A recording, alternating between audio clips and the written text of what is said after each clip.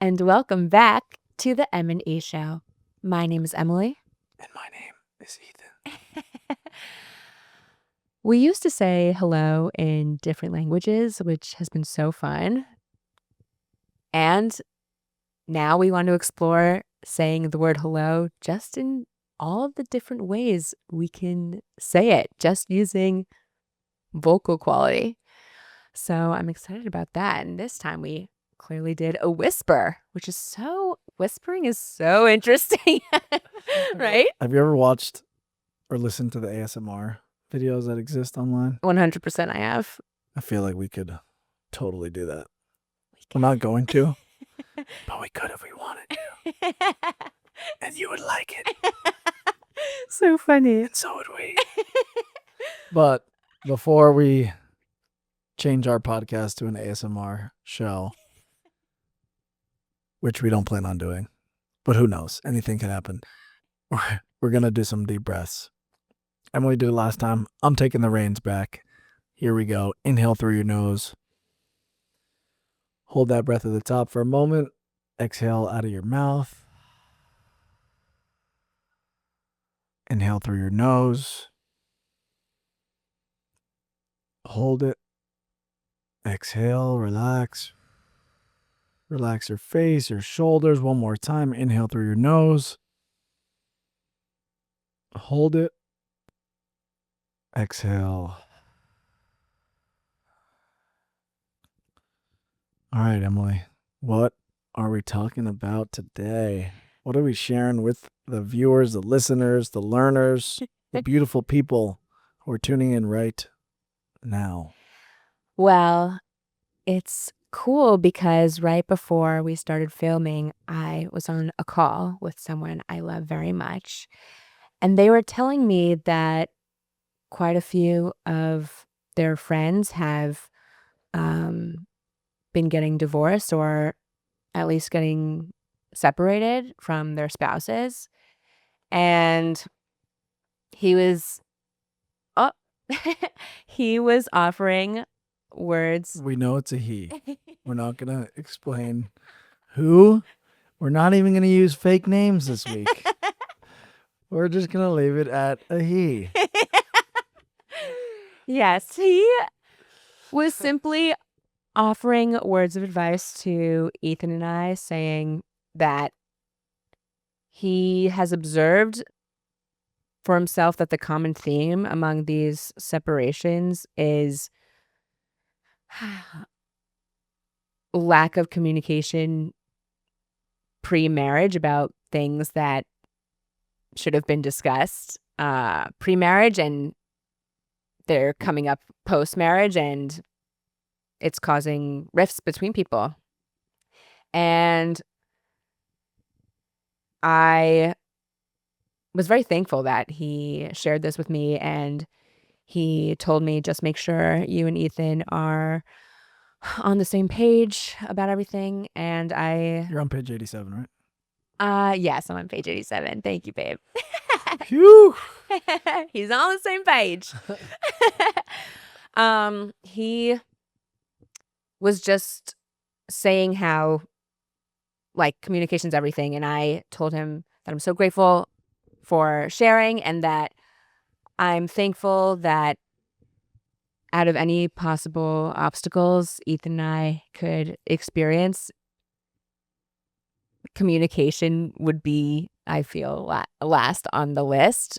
I think I can speak for both of us when we both take very deep pride in our ability to communicate with one another about everything and be utterly transparent and unafraid by uncomfortable, painful feelings.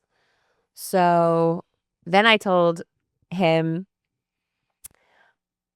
if anything concerns me, it's not knowing at all what could be possible in impeding me and Ethan's relationship. So that's so interesting. So then Ethan, of course, was like, let's talk about it on the pod. So today's subject is marriage. Partnership as well. Yes. And relationships. And what makes them work, what causes them to suffer, and everything in between. Mm-hmm. Do you have any questions you want to start off with, or do you want to just sort of start off the conversation and riff it? Well, it's interesting because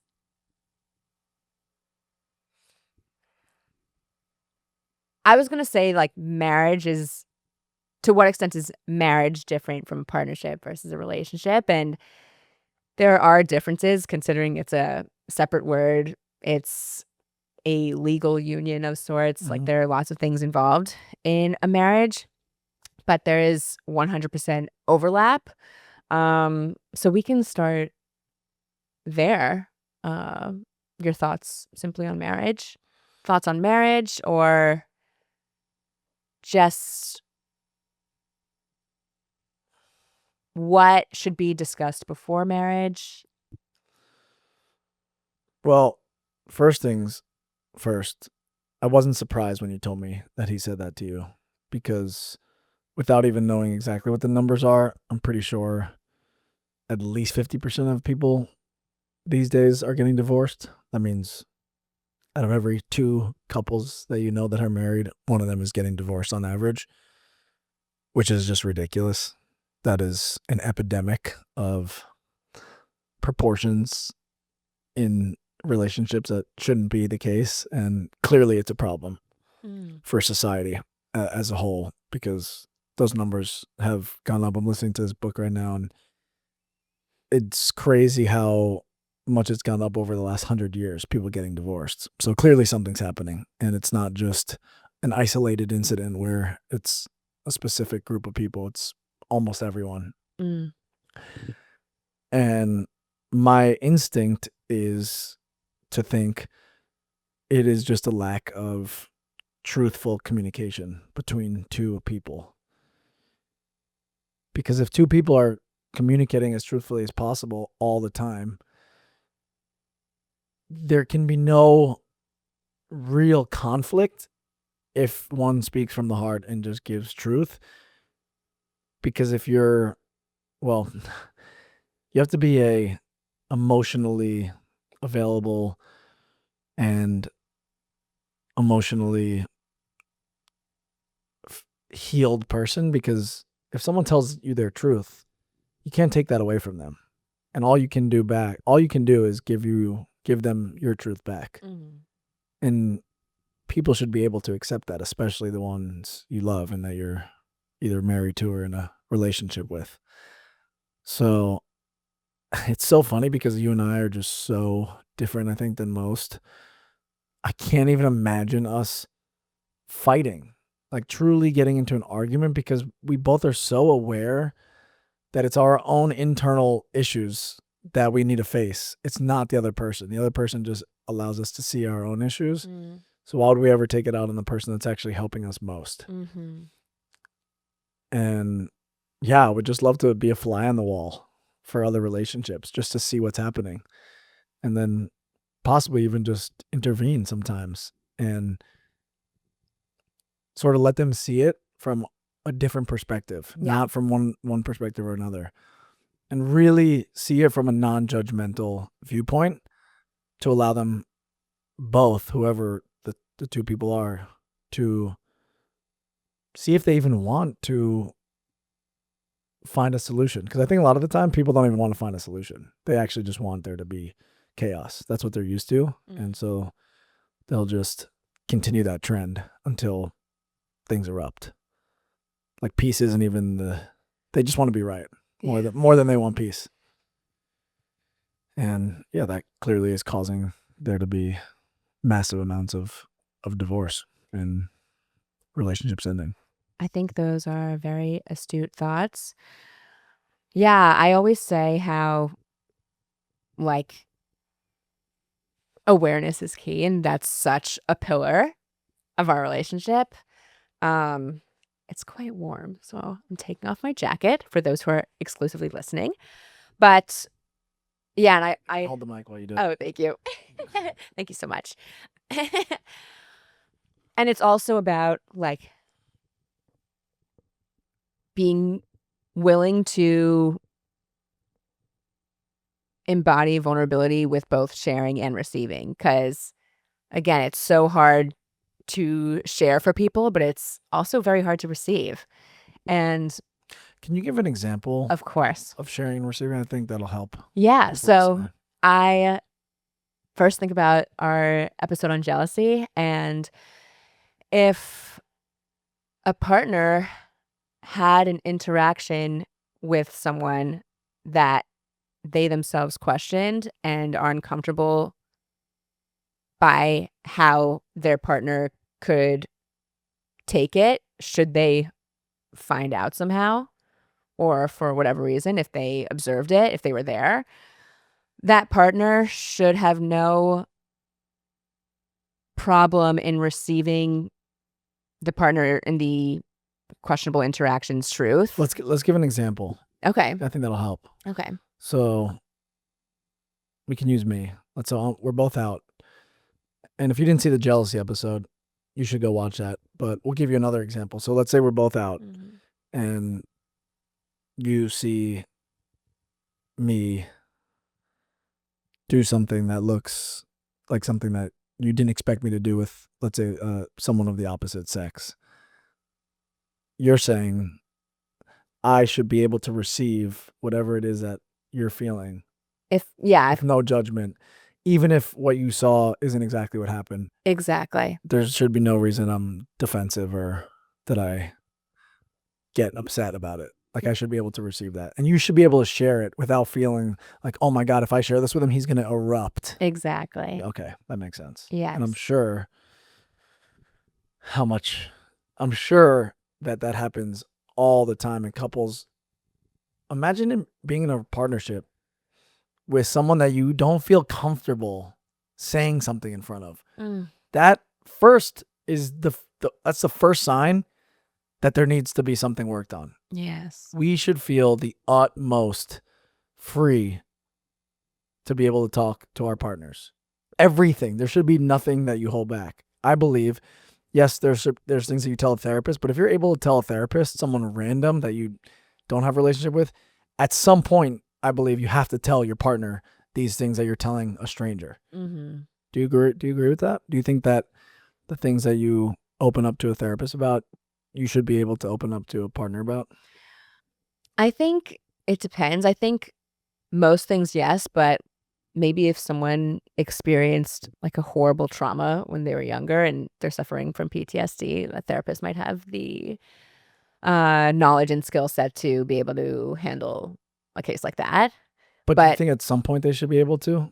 Like, once they get through it and work through it with someone. I'm not saying the first person you have to tell is your partner. I agree that a professional who knows is a good first step. But once you've been able to share it and sort of work through it, do you believe that you should hide something like that?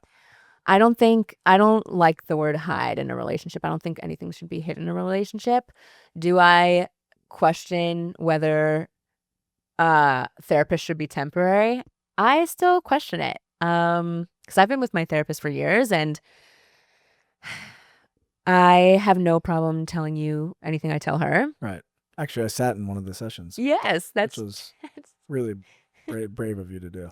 Thank you. You're welcome. But yeah, I still question if how to what length of time one should see a therapist. So I don't know the answer to that. But going back to the jealousy example, I think that not only should it feel free and space in the relationship to be able to receive a question from your partner about whatever the behavior they think they saw, but that partner should appreciate that that person is willing to be vulnerable enough to ask such a bold question. Yeah. Because it's not like they want to be asking that and Right. pointing fingers and being right. Like, it's simply a vulnerable question to an open dialogue to become closer and strengthen the relationship. Like, that's, I feel like, how it only should be looked at. Yeah, I think the intention is always the important thing. If your intention in a relationship is to grow that love and that connection and the communication, if that to me should be the intention always. Like that should never change. Yeah. So no matter what you say or do with your partner, both of you are aware and on the same page that the intention is I'm doing this so that we can grow, so that we can trust more, so that because those things are all infinite. Trust is infinite. Love is infinite.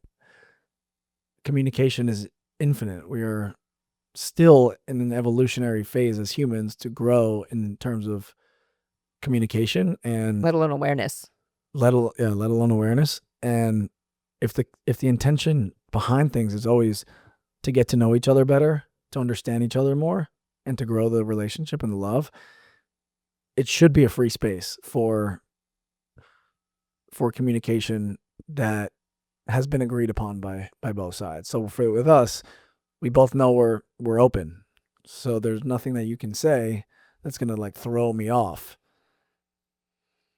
And even if it did, to me, that's like, oh, cool. I'm growing because like I didn't expect that. Why didn't I expect that? Where did that come from? Like, why wasn't I aware that you could do that? You know, why didn't I thought I knew you, but you did something that threw me off. That to me is growth. That is such a positive and I think rare perspective and ability to be able to be confronted like that in a relationship. That's so cool. I feel like for everything you do, whenever something's thrown your way that could easily set someone else off, you are just like, how can I grow? Like, what is this bringing up for me? Yeah, what is this teaching me? What is this teaching me? Which is one of the things I love most about you. Thank you. Of course. But going back to marriage, I think... Yeah, we went on a tangent there, but I believe worth it. It was worth it. Yes. Yeah. So yes, it seems that, like based on the book you're listening to and what the person in my life said, communication is a huge issue of today, which is really interesting. And that's a whole topic of its own, like why there's so many reasons why people are afraid of living in and speaking their truth, which is so heartbreaking. Yeah. But I imagine also that when it comes to marriage, there are things that people didn't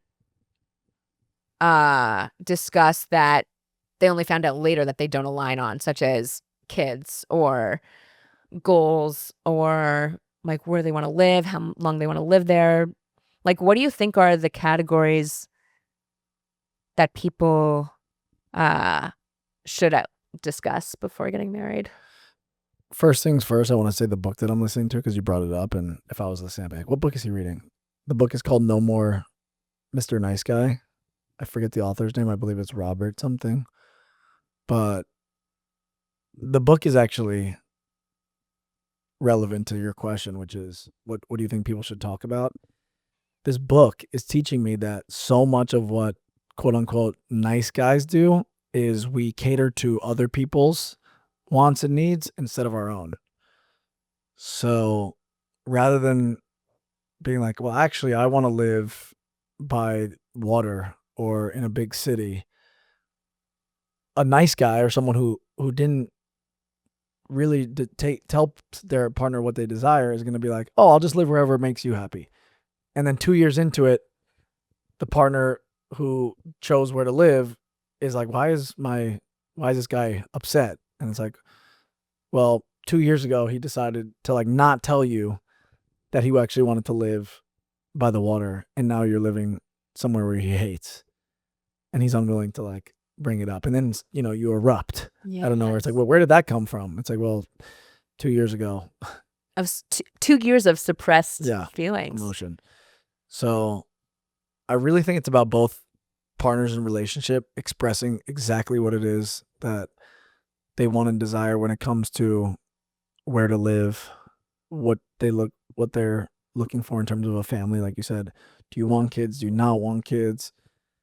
How important work is, how important free time is with your significant other.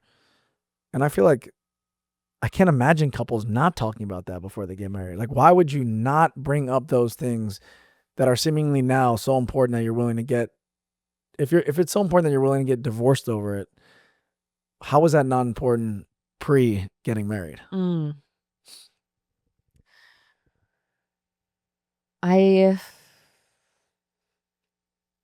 mean, the first thing that comes up I'm just looking because is that my phone. no, it's mine. I usually turn my phone off, but it rang like 5 times. So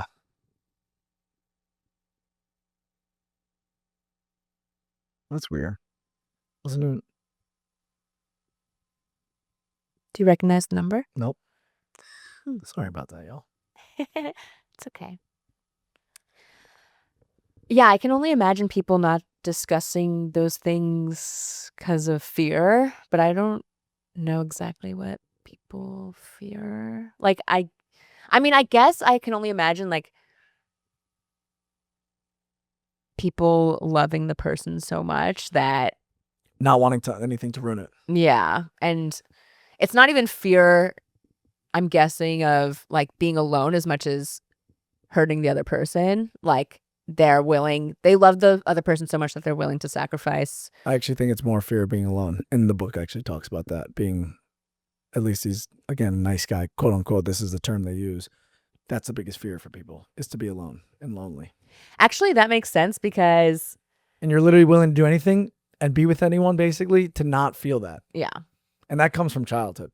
That comes from abandonment in childhood. Whether or not you feel like you're abandoned, most people at least experience it in a small, subtle way, being your parents not taking care of you when you're crying, or hugging you, or like leaving you in a car for longer than they said they were going to leave, which I remember like feeling like, where are they ever going to come back? So yeah, I think it's actually fear of loneliness more than like, oh, I love this person so much. Because it always comes back to your own internal feelings. It's less about the external and what's happening outside. It's like, what do I need to feel inside? I think it's definitely both. I think, of course, what's happening in the self is first and foremost, but it's the other things, such as loving the other person so much, such as stakes for what, like, they just bought a house, like stakes of circumstances that make it even harder, like, especially the longer time goes on. And then you hear about those couples, like, I just recently heard of a couple that, like, started to deteriorate late, like, into their 60s, which is so, is that because they've suppressed feelings for that long? Like, can that Of be? course. Do you think that's the only reason? Let's go back, because I have a question. I think it'll relate to that. So, do you think if two people are completely open when it comes to communication, as much as they know that they can be, right? Like, they're in their awareness, they are being as open as possible. Do you believe that that's a key to, like, that's a number one key to a healthy relationship, is just open communication with one another? I think as much as one can be in the moment. Yeah. And then you think that, is there anything more important than being completely open and communicating with the partner? I don't think so. Yeah, I mean, I think that is the number one cause of suffering and pain and turmoil and divorce when it comes to relationships, is just people not telling each other their true feelings and thoughts for so long that by the time that they actually decide to, it erupts in just a ridiculous fight that could have been totally stopped if it was talked about maybe 20 years before, when it started to bubble up. And I think with the open communication, you just create such a clear space between two people where the canvas constantly resets. Yeah, I don't exactly to being blank, which is so beautiful. And that takes daily work. Yes, it does. Because I have to tell you, okay, yesterday, perfect example. I'll give you a perfect example. I was with someone who I recently had a quick fling with, we'll call it. Right? Okay. I mean, you know. I Yeah. don't know. And it was on my mind. because I had seen this person in the morning, and I decided, you know what? It's on my mind. I saw this person. I want to just be like so open and transparent with that experience that I brought it up and I said, "Hey, I saw this person this morning. This is actually kind of what happened. It was, probably a year ago, let's say, but it's important for me to tell you that so you know where I'm at. I'm not keeping that from you for myself. Like I don't need to keep that for myself and be like, "Oh, well, like I saw this person." It's like, "No, you can know that Mm-hmm. because I don't need to hide anything from you." Yes. And that's what you experienced in your day yesterday. And like, it's not even about Ethan possibly feeling like, oh, I want to tell Emily because it's on my mind. But it's like, it's something that happened Yeah. in your day. And That's that so was an true. experience for you. Yeah. And I was like, thank you so much for telling me. What was it like seeing her? Like, did feelings come up? Like, there's so much to explore. There's always things to explore. That's so true. I think in the past, I would have been like, "Oh, I don't need to tell her that," but you're so right. It's an experience that I went through. I want to share all my experiences with you. I want you to understand exactly what I'm feeling, what I'm going through, who I'm seeing, what I'm talking about in a day. So an important experience is, okay, I saw someone who I had somewhat of a romantic partnership with it was very short, but it still happened. And therefore, that's important to me. And the most important thing is like you experiencing it with me and understanding where I'm currently at. Like you said, to just continuously create that clean slate. Yeah. Because let's say I didn't bring that up. It's not a big deal, right? You wouldn't be upset. Or maybe I should ask you, like, would you be upset if I didn't tell you that? Well, it's hard to say because I wouldn't know. I Yeah. don't know, but Let's just say now I'm telling you. I would be, you know what I would be upset at? The fact that you felt like you couldn't share your heart with me, Yeah. what you experienced. It's not even about that specifically. Like, that's something that happened. You're more upset that I was unwilling to share it than the actual Thing itself. the thing itself. Yeah, for sure. Yeah. Like it's there's like a meta thing. Like, Yes. you're not upset about me seeing her and not telling you. You're upset that I saw her, possibly thought about telling you, and then wasn't comfortable enough. I didn't feel comfortable enough to share it. Yes, which makes me more sad Yeah. for you than for me. Like, that makes me, like, Yeah. yeah, for sure. I think that's so beautiful. And I think I know that's part of why we are who we are. And we have created the bond that we have because of something so beautiful like that. So thank you for letting me be able to share those things, because the more I'm able to do those small things, the more I'll be able to share big things, I guess. Like, I think it's the small things that are actually the harder things to share about. The big things are easy if you can share the small things that are seemingly like, oh, I don't need to tell my partner, right? Like, this is a story we could make in our head. Like, the secretary at work, like, hit on me today. Like, I don't need to tell my partner that because I was like, I'm going to keep that for me. It's like, no, tell your partner about it and tell her how you experienced it. Maybe you felt good. Maybe you felt confident. Maybe it made you feel great. And your partner should be able to receive it. Yes. You said before. Yes. And if not, right, maybe your partner cries. It's both your issues because you're in a relationship, but that's something for your partner and you to talk about and say, why did that make you upset? Why did that make you cry? Why did that get you emotional? Which is only an opportunity for them to grow. That's it. It's If that's the intention. Yes. And it's just such a foundation for safety and trust and growth, as individuals and as a partnership, which is so beautiful. Yeah. Did you have something to talk about before I brought up communication? Oh, no worries.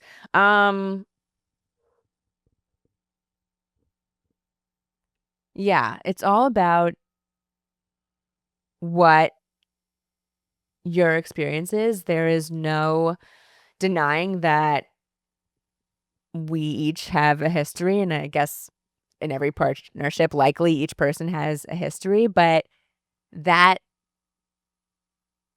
a past shouldn't influence the present. Like, that was a version of you then. This is you now, and that version of you will always be alive, which is so beautiful. Like every past relationship Still exists. still exists. Yeah.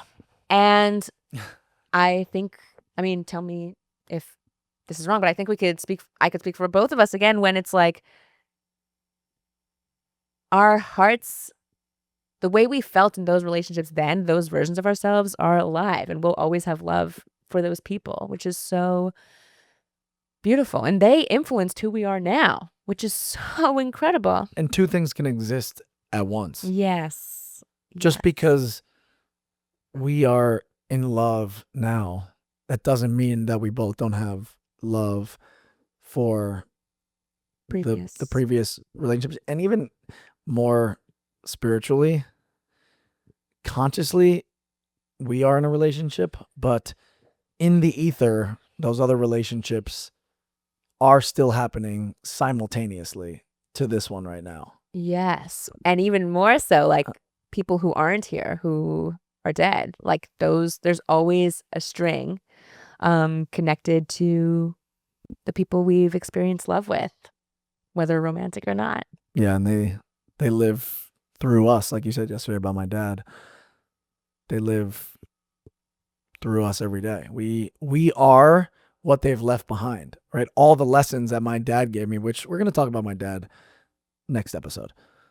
I haven't told the story yet on the podcast. I told it on my friend's podcast, which is about grief.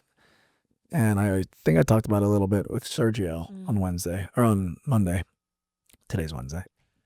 And yeah, I want to talk about grief, but yeah, so much of who my dad was on this planet is now with me. Mm-hmm.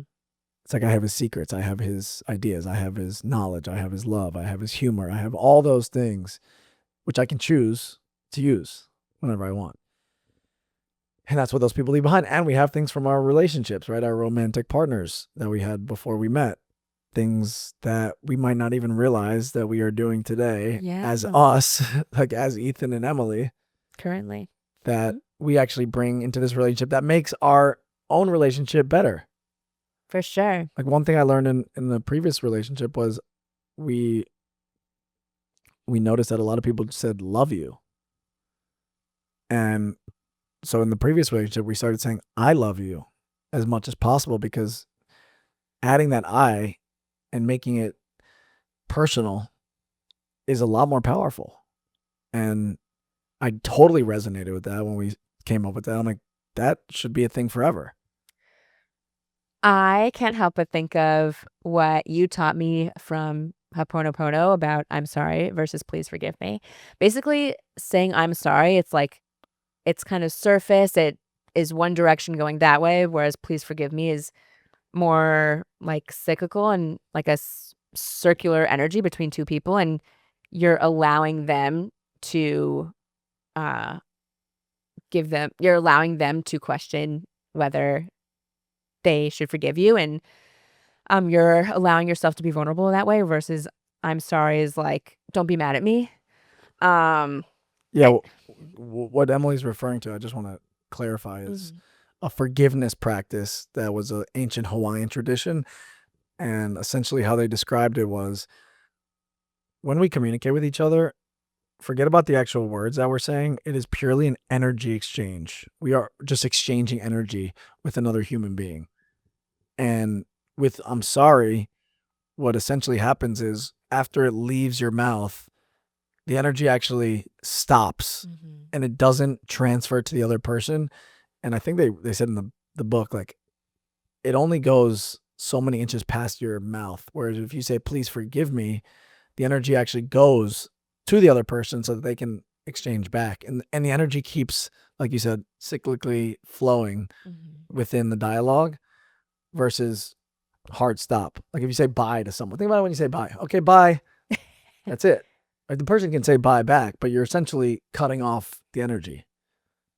So it's a similar thing with I'm sorry. And I think it's so beautiful that they do that in Hawaii. It's so beautiful. And I bring it up because it reminds me, like saying I love you. Like love you is the same thing as love you saying I'm sorry. It's like it just stops.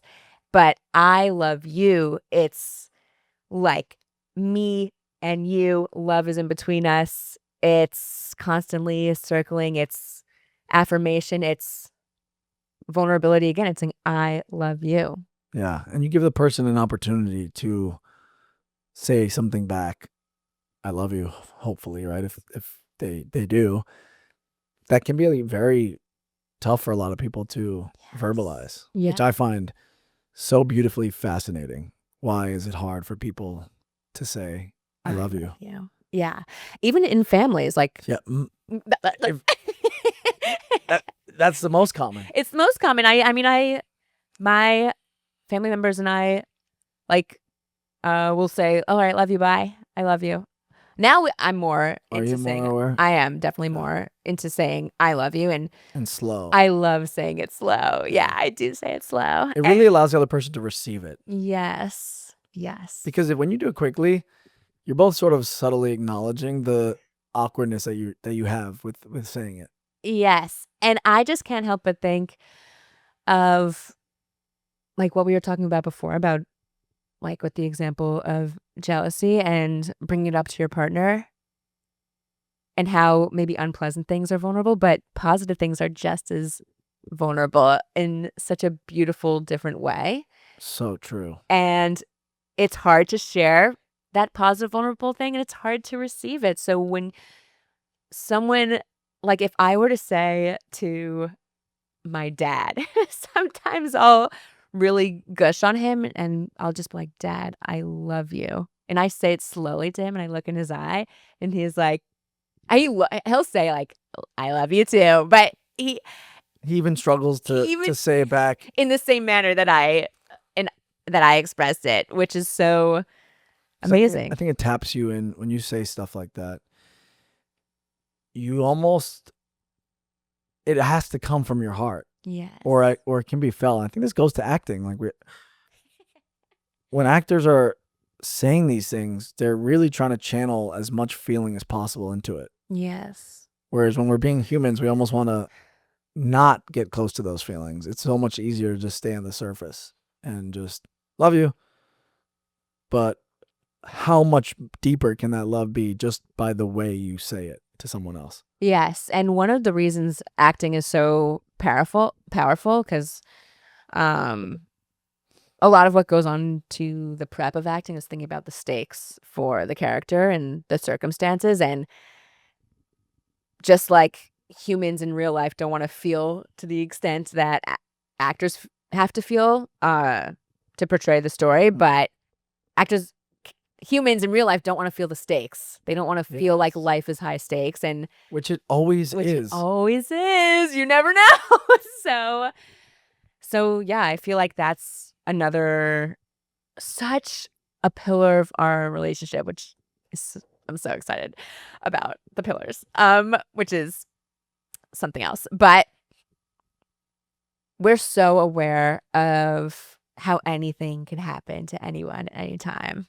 And yeah, go ahead. That makes us just so much more intentional with the way we express ourselves and how we express ourselves. Like we get it and we try our best to get it more and more every day. Yeah, I'm getting emotional hearing you say that because it's so easy to just be logical and in our minds create a story like, yeah, we're going to live another 50 years, like 60 years. Of course, we hope we do, and we hope we're happy and that life is a breeze. But as I've learned, and this is why it's changed so much for me in the last year plus, the people that we love most can literally be taken away like that at any time. And I've gone through it now. And through that, I realized I don't ever want to go a day without telling the people I love the most that I love them. Because if that's ever to happen again, I have complete peace of mind that I gave everything I had while I could to the people I loved. And I learned the lesson with my dad. I don't need to learn it again. Mm-hmm. I don't need to get angry at someone and then something happened to that person, me be like, oh my God, I knew that I'd be upset if I let myself get angry. And I let myself get angry. once you learn the lesson, you got to implement it. And then once you do, you can have it forever. But if you don't, you got to relearn it. And that's never fun. And yeah, it's just, I get emotional hearing when you said like things really are, we don't know what's going to happen.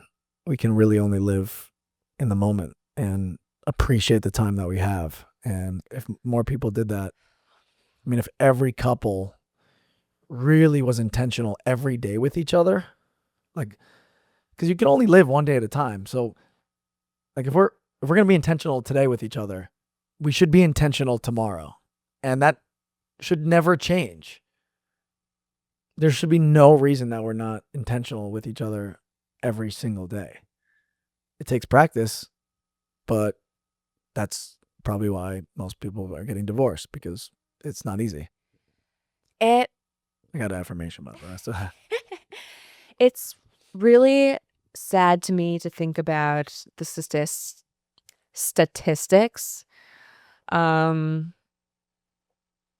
and sudden deaths, whether it's of a relationship or just of someone you love in general. But what's even more heartbreaking is the regrets that one has after that person is no longer in their life. Like, because they didn't share everything they wanted to share and didn't communicate with them with as much intention as possible. Like, that must be so... being human is so layered. It's so layered, and everything, there's so many layers to each step in this life, each action taken, each union, each separation. It's so wild. Yeah, I mean, if we knew we only had so much time left, just think about the love we would hopefully give to each other. And the truth is, we don't know how much time we have left. It could be more than you think, it could be less. Why are we not giving that love? What's stopping us from sharing that love? As a society, not just as individual. I mean, it's a societal thing for sure. And some people are better than others, and where that comes from, we could probably do a whole podcast on just like why some people are more willing to give love than others. Maybe it's because they received it as children, maybe because they've done self-work, maybe it's a combination of both. Some people don't even know what we're talking about, probably, right? Yeah. Even this subject matter is like, what are you talking about? Like, I yell at my parents every day. Like, I don't tell my significant other I love them. So It's like, foreign to so them. foreign. But then they are metaphorically hit by a truck and something in their life just totally shifts 180. And then it really allows them to pull back and be like, oh my God, what have I been doing? But unfortunately, it takes something traumatic to do that. However, it doesn't need to.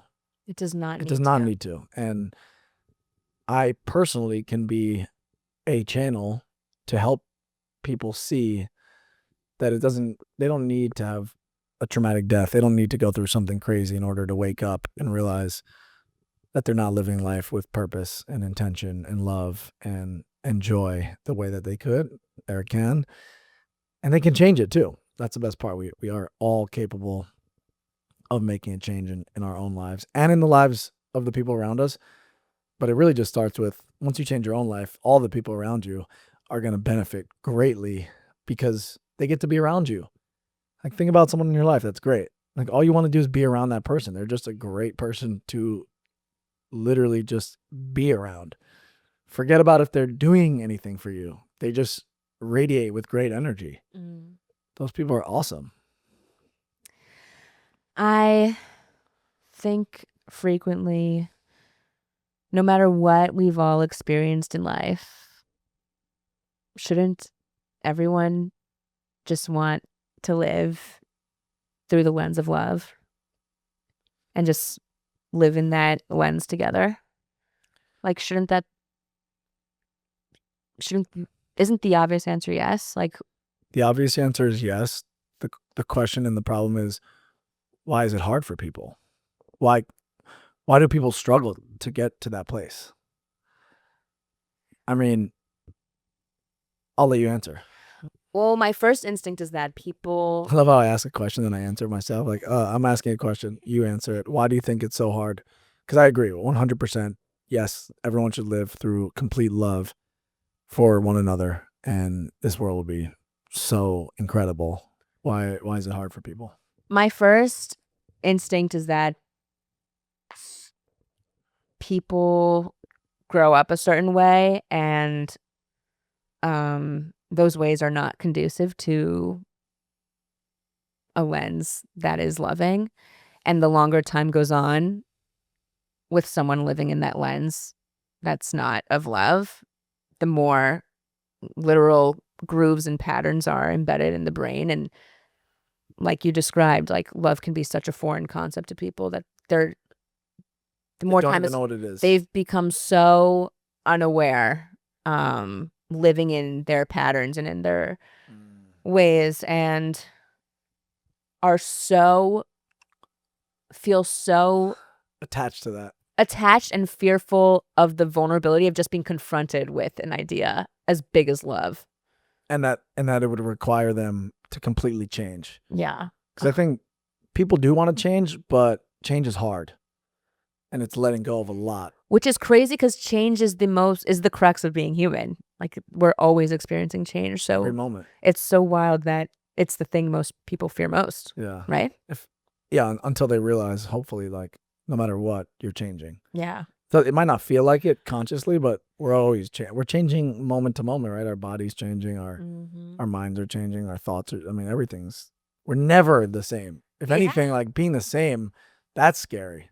Yes. I think that actually scares people more. It's like, if you 10 years from now, if we were the same that we are today, like that's terrifying. Yeah, that's really scary. But it's like, so then why were you scared of change? Like, we want change, clearly. Because if you told me 10 years from now, I'm going to be sitting on this couch talking about the same stuff and like not having grown at all, I'm going to be worried. And I think in relationships, let's bring it all back, both partners need to be equally growing together. Yes, and that can cause huge turmoil if one person's outgrowing the other and the relationship is totally uneven. So I think, romantic or not. Yeah. Communication and making sure that two partners are equally valuing growth and growing together as individuals, as the collective, right? In order to like make themselves better, but also make the relationship better. And if that is out of whack and balance, yeah, that's definitely going to cause turmoil. Yeah. And I think